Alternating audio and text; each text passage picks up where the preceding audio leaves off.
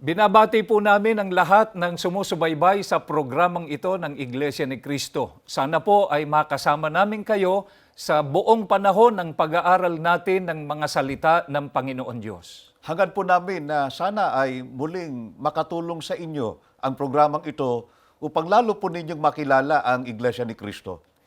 Sa pagkakataong ito, kapatid na Bobby, ay sagutin po natin ang tanong ng maraming sumusubaybay, mga nag-oobserba, nagsusuri sa Iglesia ni Cristo.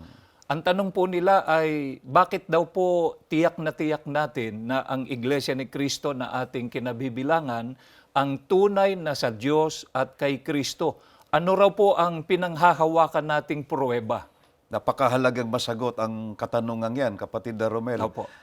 Mga kaibigan, sa paksang aming ilalahan ngayon ay makikita po ninyo ang mga katunayan na sa Iglesia ni Cristo na nagsimula po sa Pilipinas, natupad po ang mga hula o mga paunang salita ng Diyos na nakasulat po sa Biblia na ito po ang pinakapatotoo ng kahalalan ng Iglesia o ito po ang katunayan na ang Iglesia ni Cristo ay may karapatan po bilang hinirang ng ating Panginoong Diyos. Ano po ba, kapatid na Bobby, ang hula po ng Panginoon Diyos tungkol po sa Iglesia ni Cristo na lumitaw po dito sa Pilipinas noong July 27, 1914? Ang isa rito, kapatid na Romel, ay ang nakasulat sa Isaiah 43:5 hanggang 6. Ito po ang nakasulat. Huwag kang matakot sapagkat ako'y sumasayo. Aking dadalhin ang iyong lahi mula sa silanganan at pipisanin kita mula sa kalunuran. Aking sasabihin sa hilagaan, bayaan mo. At sa timugan, huwag mong pigilin. Dalhin mo rito ang aking mga anak na lalaki na mula sa malayo at ang aking mga anak na babae na mula sa mga wakas ng lupa. Sa hulang ito, mga mahal na kaibigan, ay meron pong mga mahalagang bagay na dapat nating mapansin at maipaliwanag po sa inyo sa pamamagitan din po ng Biblia. Una, meron pong lahi ang Diyos, kapatid na Romel, Opo. na sila rin ang mga anak ng Diyos na lalaki at babae. Opo. At mga mahal na kaibigan, ang mga anak ng Diyos na lalaki at babae ay magmumula po sa silanganan at sa mga wakas ng lupa. At batay din po sa binasa natin, kapatid na Romel, Opo. sila ay pipisanin o makararating din sa kalunuran. Mga kaibigan, iisa-isahin po natin ang nilalaman ng hulang yan. Ano po ang kinatuparan ng mga yan? Unahin po natin yung dako na pagmumulan. Saan po magmumula ang lahi na hinuhulaan po ng Panginoon Diyos na kanyang dadalhin o tatawagin? Ang banggit ng hula ay magmumula sila sa silanganan. Ano po ang tinutukoy na silanganan? Dito rin po sa talatang ito, Isaiah 43:5, sa salin po ni James Moffat, ganito po ang pahayag. Mula sa malayong silangan, dadalhin ko ang iyong lahi, at mula sa malayong kanluran, titipunin kita. Sa makatwid, mga mahal na kaibigan, ang tinutukoy po na silanganan ay ang malayong silangan o Far East. Diyan po itinakda na magmumula po ang lahing dadalhin ng ating Panginoong Diyos. Liwanagin po natin, kapatid na Bobby, ano po ang ibig sabihin na dadalhin po ng Panginoon Diyos ang lahi na mula po sa silanganan? At kanino po sila dadalhin ng Panginoon Diyos? Mabuti, basahin natin sa Biblia, kapatid na Romel. Opo. Dito po sa Juan 6:44, ganito po ang pahayag. Walang taong makalalapit sa akin, maliban ng ang amang nagsugo sa akin, ang sa kanya'y magdala sa akin, at siya'y aking ibabangon sa huling araw. Napansin po ba ninyo, mga mahal na kaibigan, batay po sa ating binasa, ang mga tao po ay dinadala ng ating Panginoong Diyos sa ating Panginoong Hesukristo. Itinuro po ba kung papaano po dinadala ng Panginoon Diyos ang tao sa Panginoong Heso Kristo? Itinuro din, kapatid na Romel. Mabuti, basahin natin ang nakasulat. Dito po sa unang Korinto 1:9. Ganito po ang ating mababasa. Tapat ang Diyos na tumawag sa inyo upang makipag-isa sa kanyang anak na si Hesukristo na ating Panginoon. Mga kaibigan, ayon po kay Apostol Pablo, tinatawag po ng Diyos ang mga tao upang ipakipag-isa sa kanyang anak o sa ating Panginoong Hesukristo. Ang pagdadala kung ganon, kapatid na Romel, at Opo. mga mahal na kaibigan, napakahalaga po nito. Ang kahulugan po ng pagdadala ay pagtawag sa tao upang ipakipag-isa po sa ating Panginoong Hesukristo. Paano po kaya makikilala ang mga taong tinawag ng ating Panginoon Diyos para ipakipag-isa sa Panginoong Heso Kristo? Saan po sila naroroon? Saan sila natitipon? Mabuti ay Biblia din ang sasagot, kapatid na Romel, Opo. mga mahal na kaibigan. Dito po sa Colosas 3:15, at maghari sa inyong puso ang kapayapaan ni Kristo, na diya'y tinawag din naman kayo sa isang katawan, at kayo'y maging mapagpasalamat. Mga mahal na kaibigan, ang mga tinawag po ng Panginoong Diyos upang ipakipag-isa sa ating Panginoong Hesukristo, ayon po kay Apostol Pablo, ay tinawag po sa isang katawan. Alin po yung katawan na tinutukoy, kapatid na Bobby? Biblia rin ang sasagot. Dito Opo. po sa Colosas 1:18, ito po ang pahayag. At siya ang ulo ng katawan sa makatwid bagay ng iglesia. Kaya ang katawan po na naroon ang mga tinawag ng ating Panginoong Diyos ay nasa loob po ng iglesia. Iglesia na katawan po ng ating Panginoong Hesukristo. Ano po ang pangalang itinawag ng mga apostol sa katawang ito na doon po natitipon ang mga tinawag ng Panginoon Diyos? Biblia rin, kapatid na Romel, at Opo. mga mahal na kaibigan. Dito po sa Roma 16:16, ganito po ang sagot. Magbatian kayo ng banal na halik. Lahat ng iglesia ni Kristo ay bumabati sa inyo. Kaya ang iglesia na katawan ng Panginoong Hesukristo ay ang iglesia ni Kristo. Ito po ang tawag ng mga apostol sa iglesyang katawan ng ating Panginoong Hesukristo. Kaya batay po sa hula ng Biblia na ating binasa kanina, yung Isaias 43:5, may pagdadala o may pagtawag na gagawin ang ating Panginoong Diyos mula po sa malayong silangan o may iglesia ni Kristo po na lilitaw mula po sa malayong silangan. Natupad nga po ba ang hulang yan, kapatid na Bobby? Meron nga po ba talagang iglesia ni Kristo na lumitaw sa malayong silangan? Natupad, kapatid na Romel at mga mahal na kaibigan, ang iglesia ni Kristo po na nagsimula po sa Pilipinas na bunga po ng pangangaral ng kapatid na Felix Y. Manalo, dito sa Pilipinas po lumitaw ang iglesia ni Kristo. 111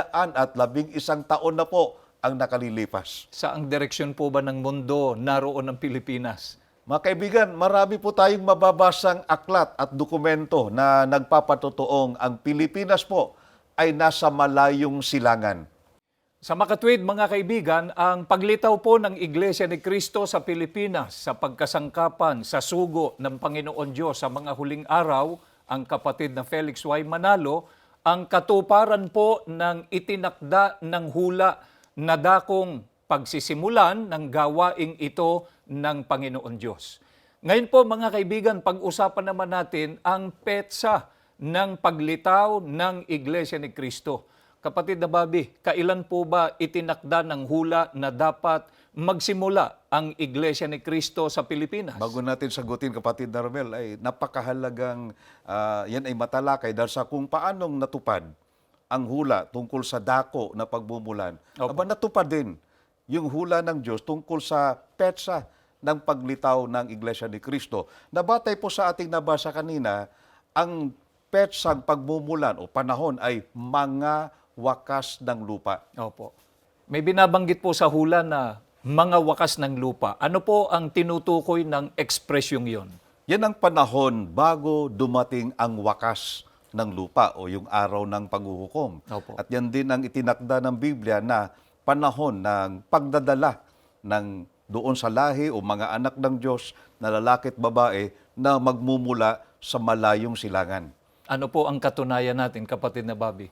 Ganito ang sagot ng ating Panginoong Hesukristo dito po sa Mateo 24:33 hanggang 8. At samantalang siya'y nakaupo sa bundok ng mga Olibo ay nagsilapit sa kanya ng bukod ang mga alagad na nagsisipagsabi, sabihin mo sa amin, kailan mangyayari ang mga bagay na ito at ano ang magiging tanda ng iyong pagparito at ng katapusan ng sanlibutan? Gayon din naman kayo. Pagka nangakita ninyo ang lahat ng mga bagay na ito ay talastasin ninyo na siya'y malapit na, nasa mga pintuan nga, at mga kakarinig kayo ng mga digmaan at mga alingaw-ngaw ng mga digmaan. Ingatan ninyo na huwag kayong magulumihanan sapagkat kinakailangan ito'y mangyari datapwat hindi pa ang wakas. Sapagkat magsisitindig ang bansa laban sa bansa at ang kaharian laban sa kaharian at magkakagutom at lilindol sa iba't ibang dako. Datapwat ang lahat ng mga bagay na ito ay siyang pasimula ng kahirapan. Sa mga talatang binasa po natin, mga mahal na kaibigan, nagtanong po ang mga alagad sa ating Panginoong Jesucristo. Ang tanong nila ay, ano ang magiging tanda ng iyong pagparito at ng katapusan ng sanlibutan? Mapapansin po ninyo na ang wakas ng lupa, ang katumbas doon, kapatid na Romel, ay katapusan ng sanlibutan. Opo. Yan ang itinatanong ninyo, yung mga wakas ng lupa. Opo. Yun ay panahon na malapit na ang katapusan na ang banggit din, kapatid na Romel at mga mahal na televiewers. Ang banggit ng Panginoong Jesucristo, malapit na ang wakas o nasa mga pintuan na ng wakas, na yan din ang sinasabi ng Biblia, mga wakas na ng lupa. Paano po natin malalaman na malapit na po yung wakas ng sanlibutan? Nagbigay ng palatandaan ng ating Panginoong Jesucristo. Ang sabi niya, pag nakita na ninyo ang lahat ng mga bagay na ito, talastasin ninyo, malapit na. Opo. At ang mga palatandaan, kapatid na Romel, ay magkakaroon ng digmaan, magkakaroon ng lindol, kagutom, at pasimula ng kahirapan na alam natin na yan ay natupad at patuloy na natutupad. Tayo lang po ba ang nagsasabi na natupad po ang hulang yan? Ba hindi lang, kapatid na Romel, mga mahal na kaibigan, maging ang mga nagsalin po ng Biblia, yung tinatawag pong Last Days Bible, sa kanila pong footnote, meron po silang paliwanag tungkol po sa mga pangyayari diyan sa Mateo 24:6 hanggang 8. Ang paglapit po ng katapusan ng panahon ay kakikitaan ng ilang pangyayari sa daigdig na nangyayari ng sabay-sabay. Ang ilan sa binanggit ay ang pagtindig o pag-aalsa ng mga bansa laban sa mga bansa o mga digmaan. Binanggit din ang pagkakagutom, ang mga paglindol sa iba't ibang dako, bagaman anya may mga gayon na ring pangyayari sa mga nakaraan. Pero sinasabi anya ni Jesus sa kanyang mga alagad na maghintay sa isang tiyak na panahon kung kailan ang lahat ng pangyayaring ito ay magiging kapansin-pansin ng sabay-sabay. Ang kauna-unahan sa gayong panahon sa kasaysayan ng daigdig ay naganap sa mga taon ng unang digmaang pandaigdig, 1914. Kaya mga mahal na kaibigan, ang katunayang nasa mga wakas ng lupa na ang panahon ay ang pagsiklab ng unang digmaang pandaigdig noong Hulyo 27, 1914. Mga kaibigan, kaalinsabay po ng pagsiklab ng unang digmaang pansanlibutan ay ang paglitaw po ng Iglesia ni Cristo sa Pilipinas. Narehistro po ito dito sa pamahalaan ng Pilipinas noong July 27, 1914. Ngayon, mga kaibigan, isunod po naman natin ang hula ukol po sa dakong mararating ng Iglesia ni Cristo na nagsimula po sa malayong silangan. Kapatid na Bobby, saan po itinakda ng Panginoon Diyos na makararating ang Iglesia ni Cristo na nagsimula po sa malayong silangan o Pilipinas? Balikan natin yung hula, kapatid na Romel. Opo. Dito sa Isaias 43:5, mula sa malayong silangan, dadalhin ko ang iyong lahi. At mula sa malayong kanluran, titipunin kita. Sa makatwid, mga mahal na kaibigan, batay po sa hulang ito ng Panginoong Diyos. Ang Iglesia ni Cristo po na nagsimula sa malayong silangan o Pilipinas ay itinakda po ng Diyos na makarating sa malayong kanluran o sa Far West. Natupad po ba yan sa Iglesia ni Cristo na ipinaglilingkod natin sa kanila ngayon? Natupad, kapatid na Romel, mga mahal na kaibigan, ang katuparan po nito ay noong pangasiwaan po ng kapatid na Eranio G. Manalo, ang una pong pagtitipon o pagsamba sa labas po ng Pilipinas, sa Ewa Beach, sa Honolulu, Hawaii, noong Hulyo 27, 1968. At ito po ay sinundan pa ng isa pang pagtitipon sa San Francisco, California, na siyang naging pasimula po ng paglaganap ng Iglesia ni Cristo sa kanluran. Ang Hawaii at California po ay mga estado ng Estados Unidos na pawang nasa malayong kanluran o Far West. Kabilang po sila sa tinatawag nila ngayon na rehiyong bahagi ng West Coast ng Estados Unidos. Napansin po ba ninyo mga kaibigan kung paanong natupad po sa Iglesia ni Cristo ang itinakda ng hula tungkol po sa dakong pagsisimula ng gawaing ito sa malayong silangan na ang katuparan nito ay ang Pilipinas, ay gayon din po natupad ang itinakda ng hula tungkol po sa dakong aabutin ng paglaganap nito sa malayong kanluran, una po sa Hawaii at sumunod po sa California. Hindi lang yan, kapatid na Romel, natupad din ang itinakdang petsa o panahon ng paglitaw ng Iglesia ni Cristo, mga wakas ng lupa, ang katuparan po, Hulyo 27, 1914. Mga kaibigan, tangi po sa dako at panahon. Ano pa po ang nagpapatunay na sa sugo at sa Iglesia ni Cristo sa mga huling araw natupad ang mga hula ng Panginoon Diyos, na ito po, kapatid na Bobby, ay pinaka-patotoo po ng kahalalan ng gawaing ito. Ang babasahin natin, kapatid na Romel, ay isa pa sa mga hula o paunang salita ng ating Panginoong Diyos na nagpapatunay tungkol sa pagiging sugo ng kapatid na Felix Y. Manalo. Opo. Ang mababasa natin ay ganito, dito po sa Isaias 41:9 hanggang 13 at 16. Ikaw na aking hinawakan mula sa mga wakas ng lupa, at tinawag kita mula sa mga sulok niyaon, at pinagsabihan kita, ikaw ay aking lingkod, aking pinili ka at hindi kita itinakwil. Huwag kang matakot sapagkat ako'y sumasayo. Huwag kang manlupaypay sapagkat ako'y iyong Diyos. Aking palalakasin ka. Oo, aking tutulungan ka. Oo, aking aalalayan ka ng kanang kamay ng aking katwiran. Narito, silang lahat na nangagagalit sa iyo ay mga papahiya at mga lilito. Silang nangakikipaglaban sa iyo ay papanaw at mga papahamak. Iyong hahanapin sila at hindi mo mga susumpungan. Sa makatuwid bagay, silang nangakikipaglaban sa iyo. Silang nakikipagdigma laban sa iyo ay papanaw at gaya ng bagay ng wala. Sapagkat akong Panginoon mong Diyos ay hahawak ng iyong kanang kamay na magsasabi sa iyo, huwag kang matakot, aking tutulungan ka, iyong pahahanginan at tatangayin ng hangin at pangangalatin ng ipo-ipo, at ikaw ay magagalak sa Panginoon, ikaw ay luwalhati sa banal ng Israel.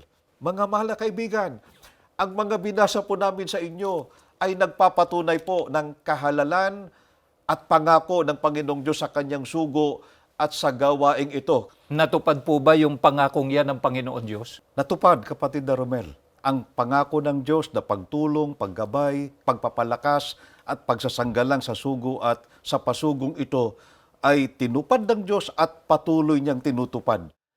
Ang pagtuligsa at paghahangad po ng mga kalaban na hadlangan at sirain ang iglesia ay sinagot po ng Panginoong Diyos ng parada po ng tagumpay ng Iglesia ni Cristo mula pa po noon sa panahon ng sugo kay kapatid Felix Y. Manalo hanggang ngayon sa ilalim po ng pangunguna ng tagapamahalang pangkalahatan ang kapatid na Eduardo V. Manalo. Mga mahal na kaibigan, sa ngayon po ang Iglesia ni Cristo ay nasa 168 bansa na at teritoryo at may 152 na lahi ng mga tao ang kabilang dito.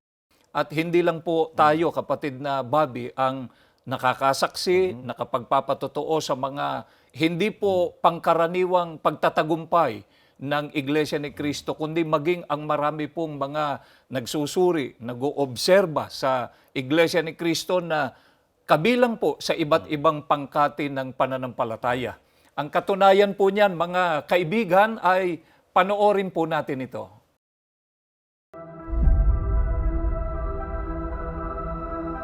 Ang kasaysayan ng Iglesia ni Cristo na lumitaw sa Pilipinas noong Hulyo 27, 1914 ay hindi naging lingid sa paningin ng mga nagmamasid dito maging sa mga otoridad ng ibang samahang pangrelihiyon. Noon pang taong 1955, halos 41 taon pa lamang mula nang magsimula ang Iglesia ni Cristo, isang paring Heswita na si Joseph Cavanagh ang nagsabi sa kanyang aklat na pinamagatang The Iglesia ni Cristo ay ganito ang kanyang inilahat. Subalit hindi maikakaila na ang Iglesia ni Cristo ay isang malaki, makapangyarihan at lumalaganap na organisasyon. Maaring ito na ang pinakamahalaga at pinakaagresibong banta na kinakaharap ng Iglesia Katolika sa kapuluang Pilipinas sa kasalukuyang panahon. Sadyang ito ay isang puwersa na dapat isaalang-alang ngayon at sa mga darating na taon ng sino mang may pagpapahalaga sa kapakanang panrelihiyon ng mga Pilipino. Maging ang mga otoridad ng mga samahang protestante ay nagpahayag. Sa aklat na Dynamic Religious Movements ay ganito ang kanila mismong isinulat. Ang Iglesia ni Cristo ay makabuluhan hindi lamang sa Pilipinas bilang isa sa pinakamalalaki, pinakamaiimpluwensya at makapangyarihan na nagsasarili at katutubong iglesia sa Third World. Nangangailangan ng ating maingat na pagsusuri ang Iglesia ni Cristo. Ano ang kasaysayan ng Iglesia ni Cristo? Matutuklasan ba natin ang mga dahilan ng pambihirang paglago nito? Bakit ito naging lubhang matagumpay sa pagpapalaganap ng mga aral nito sa mga dako kung saan ang ibang mga iglesia ay hirap na hirap lumago? Sa website mismo ng National Historical Institute, isang sangay ng pamahalaan na may kinalaman sa mga naging bahagi ng kasaysayan sa Pilipinas, sinasabi nila ang ganitong obserbasyon ukol sa Iglesia ni Cristo. Ang Iglesia ni Cristo o Church of Christ ay kamanghamanghang patuloy na lumaki sa pamamagitan ng libu-libong tao na naaakit umanib sa iglesia. Nagsimula ito noong 1914 bilang isang hamak na relihiyon na may iilang kaanib lamang. Subalit kung mamalasin natin ang Iglesia ni Cristo ngayon, nataglay ang mararangyang gusaling sambahan nito. Ang katutubong relihiyong Kristiyano na ito ay nangingibabaw bilang isang makapangyarihang iglesia na nagtamo ng respeto ng mga Pilipino dahil sa bahaging ginagampanan nito sa pag-unlad ng ating bansa. Sa isa pang aklat na pinamagatang Filipino-American Faith in Action, na isinulat ni Ginoong Joaquin J. Gonzalez at inilathala ng New York University Press noong 2009, ay ganito ang kanyang pahayag. Mula sa petsa ng kanilang pagkakatatag, mahigit 100 taon pa bago nagawa ng mga iglesia protestante ng mga Amerikano na tawirin ang dagat Pasifiko at itatag ang kanilang sarili sa Pilipinas. Kabaligtaran nito ang paglaganap sa buong bansang Pilipinas ng nagsasariling Iglesia ni Cristo ay mabilis kong ihahambing sa loob lamang ng halos 5 dekada. Nakapagtatag ito ng mga formal na gawain sa Estados Unidos at sa ibang mga bansa sa buong daigdig. Sa panig ng mga kaanib sa Iglesia ni Cristo, ang lahat ng tagumpay na ito ng Iglesia na sinimulan ng sugo ng Diyos sa mga huling araw, ang kapatid na Felix Y. Manalo, 111 taon na ng nakararaan, ay nagsisilbing matitibay na patotoo na ang gawaing ito ay sa Diyos at sa Panginoong Hesukristo. Ang lahat ng kapurihan at kaluwalhatian ay iniaalay o inihahandog namin sa ating Panginoon Diyos sapagkat ang lahat ng ito ay gawa ng Kanyang makapangyarihang kamay.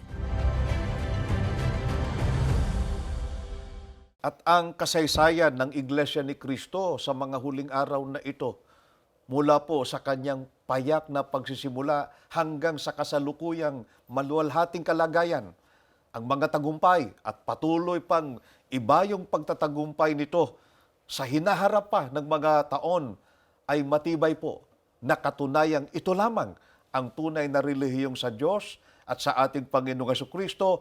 Ito lang po ang iglesyang may kahalalan at hindi po nag-aangkin lamang.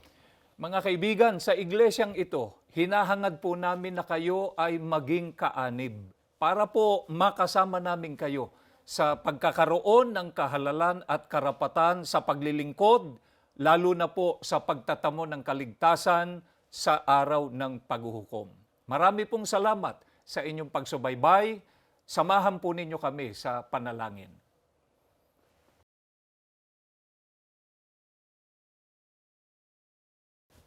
Ama naming Diyos, salamat po ng napakarami sa iyo. Muli po kaming nakapag-aral ng iyong mga dakilang katotohanan tungkol po sa Iglesia ni Cristo na aming kinaaaniban. Amen. Pinatutunayan po ito ng napakaraming hula. Katunayan po na ikaw po ang may hawak sa sugo at sa pamamahala sa loob ng Iglesia. Amen. Napakahalaga po na ito'y maunawaan ng aming mga mahal na taga-subaybay sapagkat dito mo po tinatawag, dinadala, tinitipon ang mga tao po na kinikilala mong iyong mga anak. Amen. Pinaglalaanan mo po ng iyong mga biyaya, Amen. lalo na po ng kaligtasan pagdating ng araw ng paghuhukom. Amen. Pakipagpalain mo po ang aming mga mahal na taga-subaybay. Sana po hindi lang naunawaan, kundi sampalatayanan po nila Opo. ang mga katotohanan kanilang narinig para kami po ay magkasama-sama sa tunay na paglilingkod, Opo. lalo na po sa pagmamana ng pangako mo pong kaligtasan. Amen. Pakipagpalain mo rin po ang aming mga kapatid. Ang mga aral na ito naway lalong makapagpatibay Amen. ng aming pag-asa at pananampalataya. Binasbasan mo po ang kabuuan ng iglesia at ang aming tagapamahalang pangkalahatan, ang kapatid na Eduardo V. Manalo. Amen. Sa pangalan po ng aming Panginoong Hesus Kristo. Amen.